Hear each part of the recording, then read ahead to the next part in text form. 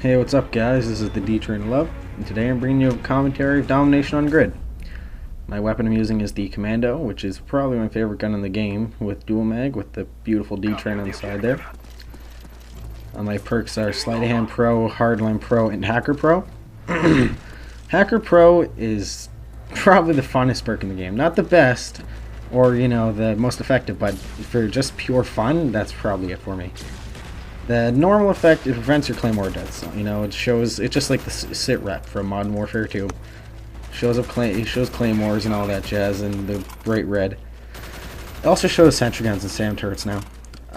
But the pro effect is just awesome. Being able to hack enemy equipment is fun, just turning into your own. But it's the booby trap and care packages that I love. You get to, for those of you who don't know or don't have it or you just have no idea what I'm talking about, you just go to an enemy care package and can't be friendly, because that would be awesome if you could booby trap your own, albeit a little overpowered.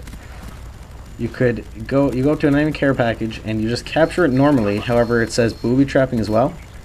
And the enemy doesn't see anything, but from your perspective, it turns red and black with skulls on it.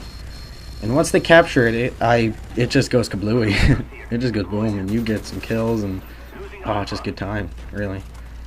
And I'm using dual mag with the Commando here with Sleight of Hand, and this was almost, I'm not going to call it a test game because that doesn't even deserve that. I was almost screwing around when I chose this class. But what Sleight of Hand Pro and dual mag seems ridiculous at first, but ultimately I found is quite effective in ground war. With the amount of guys you face, you just do the math, really. Extended mags on the Commando will give you 45 rounds, and then you do that all in one go. But dual mag gives you 60 with Sleight of Hand Pro. The reload is less than a second. It's like 0.5 of a second. So 60 rounds with a 0.5 second delay, rather than 45 rounds with the, I suppose if a Sleight of Hand be a second delay, or however long the reload of the gun is. But in dual mag on this is definitely effective. And I'm using Hardline. I felt I could give myself the advantage of using Hardline rather than Scavenger, which I would do in ground war.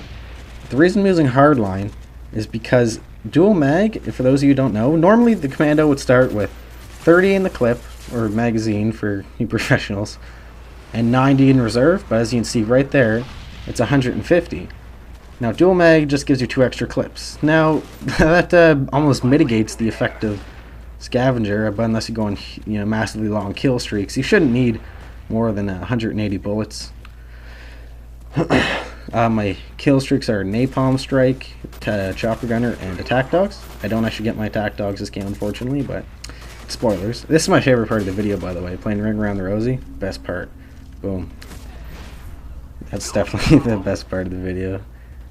Now, you take a look at what I do here.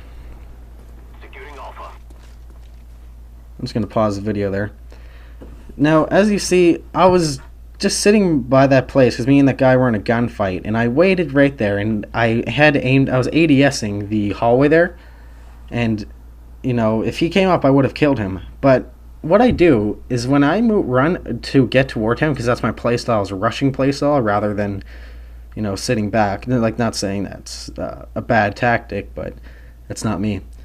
But I run up to him and I want to close the engagement, but I can't go just sprint and expect to get him. So what I do here is I use cover effectively. People in Call of Duty have almost forgotten just how effective cover is. So as I run up there, I make sure that I close the line of sight between us with that brick wall there.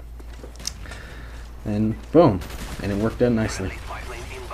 Now what? Now if you'll see, that's unfortunate for that guy.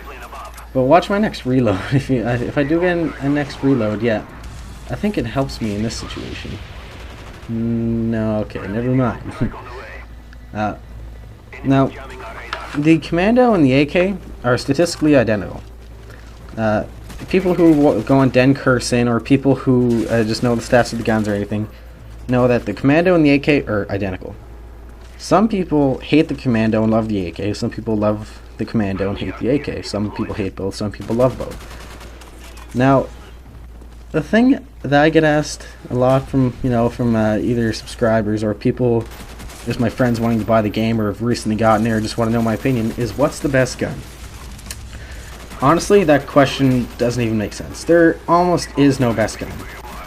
There are guns that outclass certain guns. I mean, the G11 is a very powerful gun. You know, it's got really good spread compared to the M16, a faster rate of fire. It's got a crazy hip fire on it, especially if you would steady aim on that, is just ridiculous. But best gun, there's no such thing. It's all about preference in Call of Duty. With the amount it takes, you know, like usually 2 to 3 bullets, but can be up to 5 if you're using a pistol or an SMG at long range.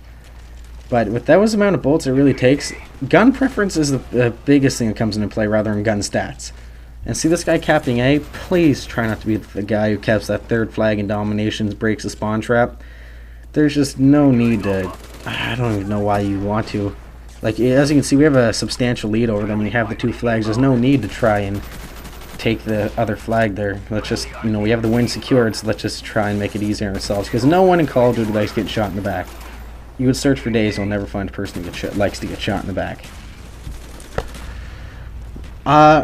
People who do cap that 3rd flag are like right there. I can't even begin to understand just what your thought process is.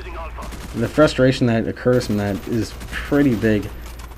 And they're still spawning around here as I'm trying to hold. I don't know how I didn't get that guy. I'm trying to hold down the flag because we already have it, may as well. And as I say, I start to take A again. So you could say that his efforts were almost fruitless. I mean, we got the extra flag for maybe, I think it was 10 seconds there. You know, 10 seconds, 10 points, or whatever. And then they just take it right back. There's no point in capping it, and then everyone's spawn gets messed up, and then our kill streaks get ended. And especially because we're spawn trapping them, people could have been on high kill streaks. There's no need to take that extra flag, and I get flashbang there, back up, back away, back away. Okay, run in there and get fragged. Shit happens.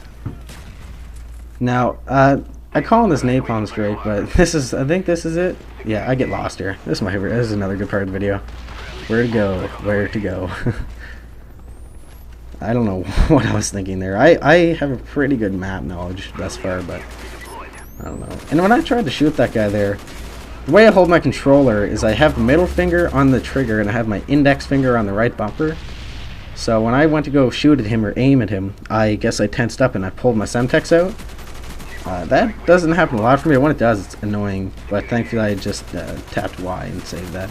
That's why I don't like to use frag, for several reasons, but I don't like to use frag just because I'm so used to Semtex Modern Warfare 2. Semtex Modern Warfare 2, as most people know, just outclassed frag. It just made it, you know, it just wasn't as good. It was simple, it was plain and simple as that. It just was not as good as Semtex. Yeah. The Galil is also similar to the Commando and the AK. It's not statistically identical like the Commando and the AK. They're statistically identical. And I'll take a moment. People are probably going to think, wait, you're taking the 3rd flag there, Domac. I thought you said not to do that. That's true, but what I said actually was to not take the flag that they're spawning at. Now, just because you have the opposite 2 flags and they have the 1 does not necessarily constitute a spawn flip. As you can see, they were already spawning at A. So me just taking C did not make any difference. It was just to keep the line of defense because everyone was already set up at B and there's no point in getting anyone all frustrated and all that. Well, there you go, guys. This is my second commentary. If you enjoyed it, leave a comment. If you hated it, leave a comment. Maybe not. Oh well. See you later, guys.